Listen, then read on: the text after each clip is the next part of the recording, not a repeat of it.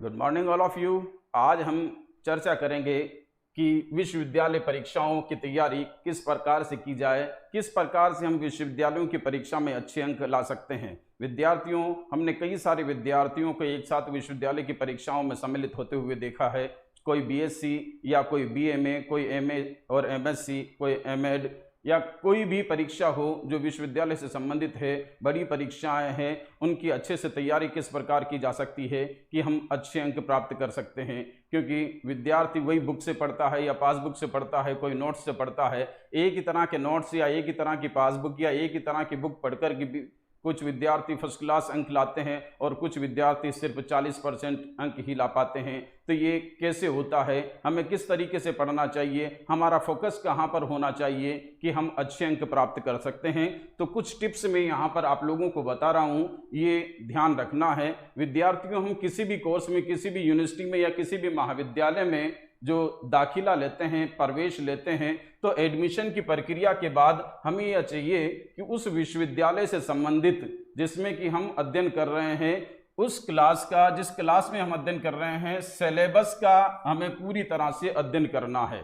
और उस सिलेबस में जो भी हमारा संबंधित पेपर है, संबंधित विषय है, उसमें सिलेबस के अंतर्गत जो भी टॉपिक हमें दिए हुए हैं, उन टॉपिक को 2, 3, 4, 5 बार हमें पूरा स्टडी करना चाहिए। सिलेबस से संबंधित जो भी आवश्यक बुक हो, अच्छे लेखकों की जो किताबें हैं, वो हमें कोई ना कोई एक किताब अवश्य खरीद लेनी चाहिए। ये किताब का कैसे पता चलेगा, तो जो हम यूनिवर्सिटी का सिलेबस देखेंगे, उस सिलेबस में अंत में रिकमेंडेड बुक्स की लिस्ट दी हुई होती है। आप जिस भी माध्यम से हैं, चाहे अंग्रेजी माध्यम से हैं तो अंग्रेजी की बुक खरीद लें, हिंदी माध्यम से हैं तो हिंदी की बुक खरीद लें। उस रिकमेंडेड बुक में से आप कोई एक बुक खरीदें और उस बुक में सिलेबस के जो भी टॉपिक हैं उनको 3, 4, 5 बार आप रेगुलर अध्ययन कर लें। आपके पास साल भर का समय होता है, मैं समझता हूं कि साल भर में आप 3 बार तो कम से कम उसकी अध्ययन कर ही सकते हैं। आप ये ना समझें कि हमारे पढ़ने में समझ में नहीं आ रहा है, हमारा काम है सिर्फ अध्ययन करना। अगर आपको एक बार में समझ में नहीं आ रहा है तो भी आप पूरा सिलेबस पढ़ें, फिर दूसरी बार पढ़ें, फिर भी समझ में नहीं आता है तो तीसरी बार पढ़ें। इस बार निरंतर आप प्रयास करते रहें और एक स्थिति ऐसी आ जाएगी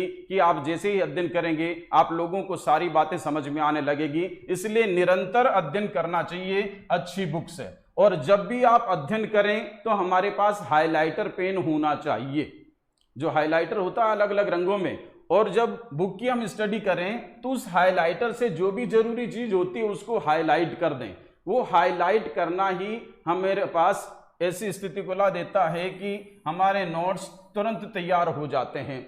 हमें रजिस्टर बनाने की आवश्यकता नहीं है, हम बुक में ही जो हाईलाइट करेंगे वही हमारे नोट्स हो गए, ताकि एग्जाम टाइम पर हम उसका रिवीजन कर सकें।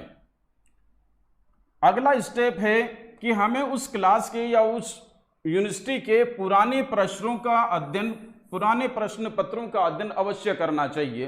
तो विद्यार्थियों, जिस भी क्लास की हम परीक्षा दे रहे हैं उस क्लास के पिछली परीक्षाओं के प्रश्न पत्र हमें अरेंज करने हैं और उनका अध्ययन करना है। उससे हमें यह पता चलेगा कि परीक्षा का प्रारूप किस प्रकार का है, परीक्षा में क्वेश्चन किस प्रकार से आते हैं, उसका अंक विभाजन किस प्रकार से होता है। इन सारी चीजों को समझने के लिए पुराने प्रश्न पत्रों का अध्ययन आवश्यक है।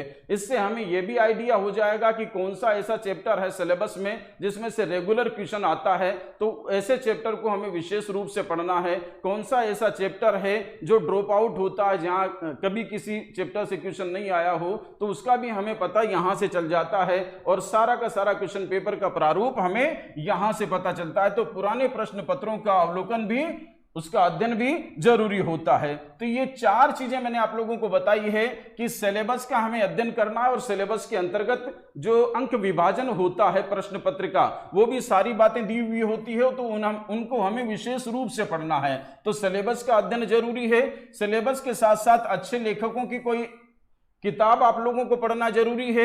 बुक्स के साथ आप चाहे पासबुक से भी पढ़ सकें, शॉर्ट नोट्स जो मार्केट में अवेलेबल हैं उनसे भी पढ़ सकें, उसका भी अध्ययन आप करें। और इस अध्ययन में आप ये ध्यान रखें कि आपके आंसर में टेबल, मैप या ग्राफिक्स की अगर आवश्यकता होती है तो वो आप जरूर ऐड करें। इसलिए मैंने आप लोगों को बताया, क्योंकि पासबुक में या शॉर्ट नोट्स में टेबल ग्राफिक्स या मैप नहीं होते हैं, इसलिए मैंने आपको कहा कि अच्छे लेखक की किताब पढ़ें, क्योंकि यहाँ पर जो पाठ्य सामग्री है वो स्पष्ट होती है और सुसज्जित होती है। नोट्स आप तैयार करें, अर्थात हाइलाइटर से जो आप हाईलाइट कर रहे हो वो आपको परीक्षा समय पर दोहरान करने के लिए उपयोगी होंगे। पुराने प्रश्न पत्र आप लोगों को ध्यान में रखने हैं, इनका अध्ययन करना है। इन सारी चीजों के साथ साथ ये तो पढ़ाई से संबंधित मटेरियल हो गया, लेकिन हमें अपने आप को भी पढ़ाई के लिए तैयार करना है। तो अपने आप में भी हमें क्या बदलाव करने हैं, विशेष रूप से परीक्षा के समय जो होने वाले बदलाव हैं। विद्यार्थियों, पढ़ाई तो हमें साल भर करनी है, और साल भर करनी है तो पढ़ाई का कोई निश्चित समय होना चाहिए। विद्यार्थियों, हमारे जो जानकार लोग हैं, सीनियर लोग हैं, और हमारे जो पुराने लोग हैं, पुराने गुरुजनों का ये कहना है कि पढ़ाई का जो समय है ब्रह्म मुहूर्त में सर्वश्रेष्ठ होता है, क्योंकि हमारा जो दिमाग है उस समय बिल्कुल शांत अवस्था में होता है। हम कम मेहनत में ज्यादा याद रख सकते हैं, ज्यादा हम उपलब्धि अर्जित कर सकते हैं। तो पढ़ाई का समय प्रातः 4 बजे से 8 बजे तक का समय जो होता है वो उपयुक्त होता है। तो आप सुबह जल्दी उठें, 4 के बदले आप चाहें 5 बजे उठ जाएं, लेकिन 5 से 8 बजे तक का जो समय है 3 घंटे का, 3 या 4 घंटे का, ये समय आप लोगों को रेगुलर देना है। और क्योंकि इस समय आप चाहे दिन में 10 घंटा पढ़ते हो, उस 10 घंटे पर भारी होगा ये आपका 3 और 4 घंटे का समय, क्योंकि इस समय आपका दिमाग बिल्कुल फ्रेश होता है और जो पढ़ोगे आप लोगों को याद रहेगा।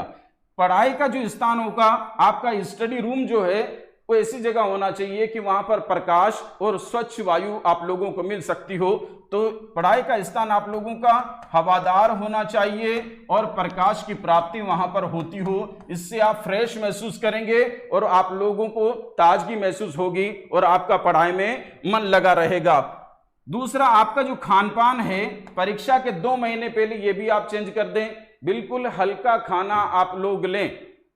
ये जंक फूड, ड्राई फूड, ये जो भी चीजें हैं, बाहर की बाजारी वस्तुएं, बाजारी खाना, ये आप बंद कर दें। मसालेदार खाना, तला हुआ खाना, ये बिल्कुल बंद कर दें।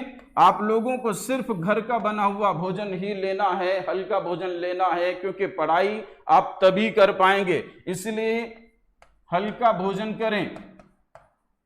यह भी आपकी तैयारी में सहायक होगा। आप लोगों को जो आपके जो एडिक्शन है ये छोड़ने पड़ेंगे, जैसे मोबाइल का और टीवी का जो एडिक्शन है, लोग ज्यादातर समय इसी पर खर्च करते हैं। मोबाइल पर जैसे सोशल नेटवर्किंग साइट है, तो ये फेसबुक है या ट्विटर है या इंस्टाग्राम है, तो ऐसी चीजें आप डिलीट मार दें जो अनुपयोगी चीजें हो। आप लोगों के मोबाइल से जो भी ऐप हैं सिर्फ पढ़ाई से संबंधित रखें, या फिर अच्छा होगा कि आप सिर्फ कीपैड वाला फोन अपने पास रखें। टीवी आप बंद कर दें परीक्षा के दौरान। अगर आप पढ़ने के बाद मोबाइल में लग जाएंगे या टीवी में लग जाएंगे तो जो आपकी पढ़ी पढ़ाई सामग्री है आपके दिमाग से डिलीट होना शुरू हो जाएगी। आप लोगों की जो कैपेसिटी है वो कम होती चली जाएगी। इसलिए परीक्षा के समय अपनी इन आदतों से दूर रखें और रेगुलर आप ना पढ़ें। रेगुलर 1 घंटे से ज्यादा आप ना पढ़ें।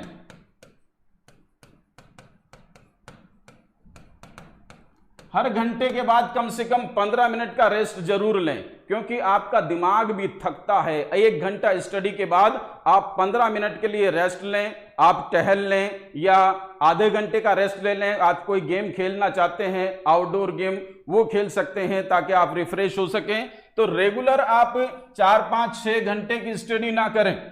मैंने आप लोगों को बताया यहां पर 3-4 घंटा आपको पढ़ना है, यहां तो आप रेगुलर पढ़ सकते हो क्योंकि यहां पर फ्रेश रहते हो और सुबह सुबह आप लोगों को कोई थकान महसूस नहीं होगी, क्योंकि रात भर आप आराम करके फ्रेश हो जाते हो। लेकिन जो विद्यार्थी दिन में पढ़ते हैं या रात को पढ़ना शुरू करते हैं और देर रात को सोते हैं, उनके लिए जरूरी है कि वो रेगुलर 1 घंटे से ज्यादा ना पढ़ें और हर 1 घंटे के बाद 10 से 15 मिनट का रेस्ट जरूर लें। ये कुछ टिप्स मैंने आप लोगों को जो बताए हैं, ये आप लोगों की मेमोरी को शार्प करने के लिए या आपको एग्जाम में अच्छे अंक प्राप्त करने के लिए उपयोगी साबित हो सकते हैं। तो विद्यार्थियों, ये चीजें आप लोगों को ध्यान में रखनी है। कोई भी आप जैसे ही नई क्लास में जाते हैं तो उसके सिलेबस का आप लोगों को विशेष रूप से अध्ययन करना है, उस सिलेबस से संबंधित बुक पढ़नी है, नोट्स तैयार करने हैं, पुराने प्रश्न पत्र देखने हैं और पढ़ाई का समय आप लोगों को निर्धारित रखना है। विद्यार्थियों, यदि ब्रह्म मुहूर्त में आप निरंतर अपनी स्टडी करते रहे तो दुनिया का कोई ऐसी एग्जाम नहीं है, कोई ऐसी परीक्षा नहीं है जिसमें आप कामयाबी हासिल न कर सकते हो, लेकिन नियमितता इसमें आप लोगों को बनानी पड़ेगी और जो नियमित रहता है अपने काम के प्रति सफलता उसके कदम चूमती है। ध्यान रखना, पढ़ाई का स्थान मैंने आप लोगों को बता दिया और ऐसा न भी हो, जरूरी नहीं है कि सबके पास स्टडी रूम हो, हवादार और प्रकाश युक्त कक्ष हो, तो आप जहां भी जगह मिले ये बहाना नहीं हो सकता कि हमारे पास स्टडी रूम नहीं है या है तो हवादार नहीं है। जहां जैसी परिस्थितियां होती है वहीं पर आप लोग अपना काम कर सकते हैं। मैंने बताया हल्का भोजन करें, थोड़ा सा अगर आप त्याग करोगे अपनी आदतों को तो कामयाबी जरूर मिलेगी, ये ध्यान रखना। विद्यार्थियों, इसके साथ ही मैं यहाँ अपनी बात खत्म करता हूँ। नेक्स्ट वीडियो के लिए हम मिलेंगे और जल्दी ही आप लोगों को अच्छे अंक प्राप्त करने के बारे में तो मैंने यहाँ पर बता दिया। अब अगली वीडियो में हम डिस्कस करेंगे कि परीक्षा में जो बहुत कम अंक आते हैं, किन कारणों से अंक हमारे काट लिए जाते हैं, उसके बारे में चर्चा करेंगे। जय हिंद।